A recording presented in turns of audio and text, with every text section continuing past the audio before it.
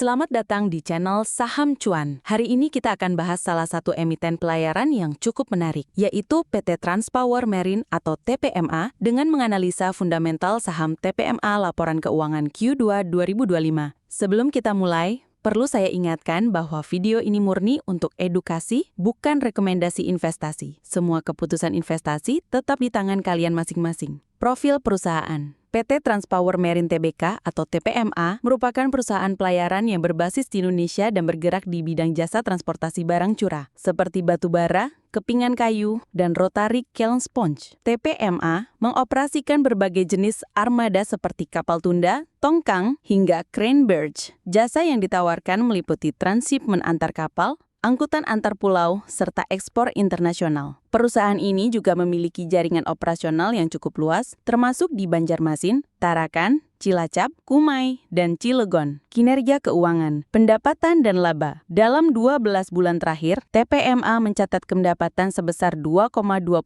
triliun rupiah dengan gross profit sebesar 721 miliar rupiah dan EBITDA mencapai 931 miliar rupiah. Laba bersih atau net income yang berhasil dibukukan sebesar 387 miliar rupiah dengan net profit margin sebesar 13,5%, yang menunjukkan efisiensi perusahaan dalam menjaga profitabilitas. Namun yang mencolok, data menunjukkan penurunan drastis pada pertumbuhan pendapatan kuartalan YoY sebesar minus 99,99%, serta net income kuartalannya juga tercatat minus 100%. Hal ini perlu dicermati lebih lanjut karena bisa jadi efek musiman, penyesuaian operasional atau dampak ekstra lain. Profitabilitas dan efisiensi. TPMA menunjukkan profitabilitas yang cukup solid. Margin kotor 33,96%, margin operasional 26,97%, margin bersih 13,5%.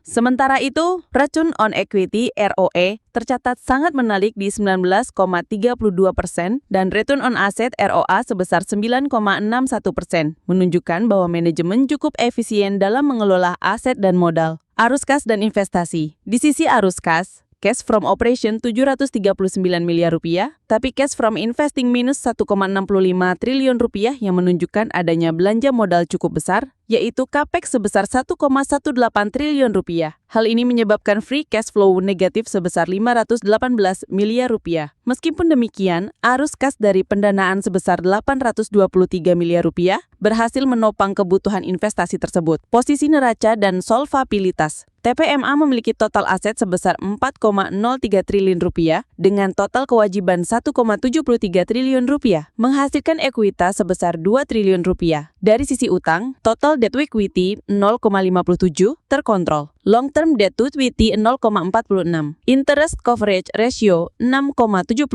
Menunjukkan perusahaan masih sangat mampu membayar beban bunga. Namun perlu diperhatikan bahwa Altman Z-score berada di level 1,48 yang berarti ada potensi resiko finansial jangka menengah jika tidak diantisipasi. Valuasi saham. Dari sisi valuasi, TPMA terbilang menarik. Per TTM 5,25 lebih murah dibanding median IHSG 8,48. PBV 1,01 mendekati nilai buku. Earnings yield 19,04%, PEG ratio 0,18, menunjukkan valuasi masih rendah dibanding pertumbuhan yang dihasilkan. Dari sisi dividen, TPMA juga konsisten membagikan dividen Rp80 per saham dengan dividen yield tinggi mencapai 13,79% dan payout ratio 89,5%.